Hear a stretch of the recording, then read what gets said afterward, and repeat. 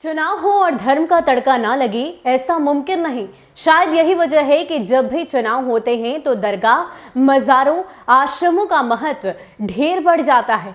और इन सब के बीच अगर हम बंगाल चुनाव की बात करें तो इसी वजह से अभी फिलहाल फुरफुरा शरीफ दरगाह काफ़ी ज़्यादा चर्चे का विषय बन चुका है।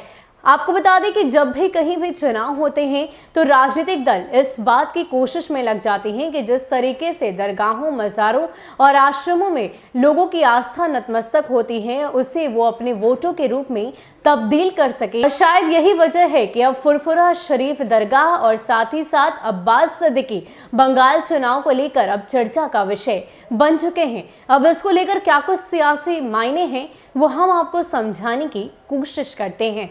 बंगाल चुनाव के ठीक पहले अचानक फुरफुरा शरीफ दरगाह इसलिए भी चर्चा के विषय में आ गई है। उसके अनुयायियों की तादाद बहुत ज़्यादा है और उसके पीरजादा अब्बास सिद्दीकी ने खुद राजनीति में एंट्री करने का फैसला कर लिया है।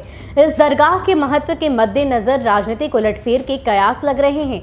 पिछले दिनों बंगाल दौरे पर पहुंचे AIMIM प्रमुख असदुद्दीन ओवैसी ने यहीं पर अब्बास सिद्दीकी से मुलाकात की थी, जिसके बाद बंगाल की राजनीति में हलचल तेज है। पश्चिम बंगाल की सियासत में असदुद्दीन ओवैसी पहले से ही एक अबूझ पहेली बने हुए हैं। उन्हें अब फुरफुरा शरीफ की दरगाह के पीरजादा अब्बास सिद्दीकी का साथ मिलना सियासी समीकरणों में बदलाव का सबब समझा जाने लगा है। अब्बास सिद्दीकी से पहले उस दरगाह के बारे में जान लेना जरूरी होता है जिसके वो पीरजादा हैं, क्योंकि उनकी सारी ताकत वो दरगाह ही है। अगर आप पश्चिम बंगाल पर्यटन मंत्रालय की वेबसाइट पर जाएंगे तो फुरफुरा शरीफ की दरगाह राज्य के महत्वपूर्ण धार्मिक स्थल के रूप में पाई जाती है।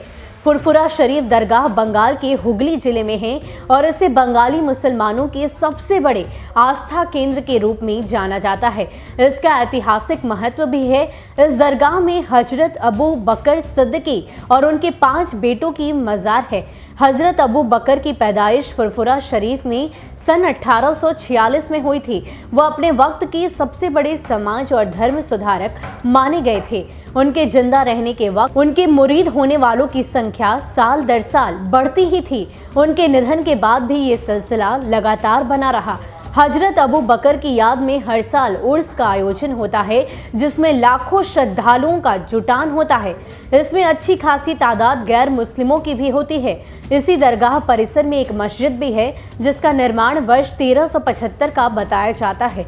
इस दरगाह के जो पीरजादा होते हैं वो हजरत अबू बकर सिद्दीकी के ही वंशज माने जाते हैं। पीरजादा का शाब्दिक अर्थ होता है संत का पुत्र। पीर यानी संत और जादा यानी पुत्र। पीर के वंशज होने की वजह से दरगाह के पीरजादों का दरगाह के प्रति आस्था रखने वालों के बीच बेहद सम्मान होता है। चूंकि राज्य के ज्यादातर मुसलमान फुरफुरा शरीफ दरगाह के ही अनुयायी माने जाते हैं, इस वजह से चुनाव के मौके पर राजनीतिक दलों के बीच इस दरगाह का आशीर्वाद लेने की होड़ रहती है। ओवैसी ने पिछले दिनों जब पश्चिम बंगाल का दौरा किया तो सबसे पहले इसी दरगाह में जियारत के लिए पहुंचे। जम्मू कश्मीर और असम के बाद पश्चिम बंगाल देश का तीसरा राज्य है जहां मुस्लिम आबादी सबसे ज़्यादा है। यहां के मुस्लिम आबादी 27 से 30% के बीच आंकी जाती है।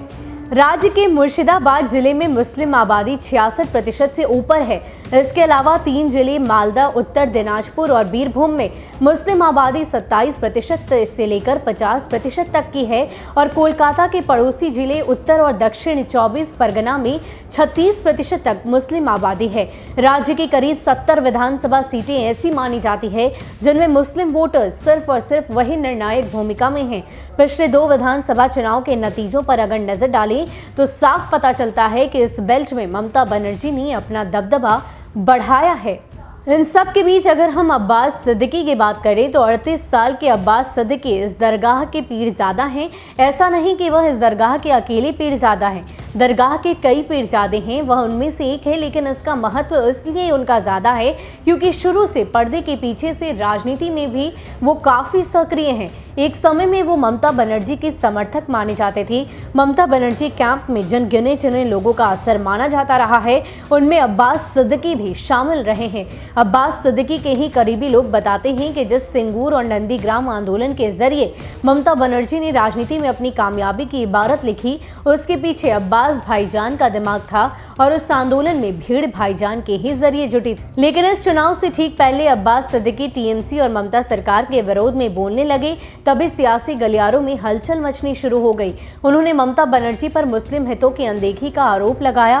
पिछले कुछ दिनों की बात करें तो असदुद्दीन ओवैसी के साथ उनकी मुलाकात तो हुई, लेकिन उन्होंने कहा कि वो ओवैसी साहब के बहुत पुराने फैन हैं।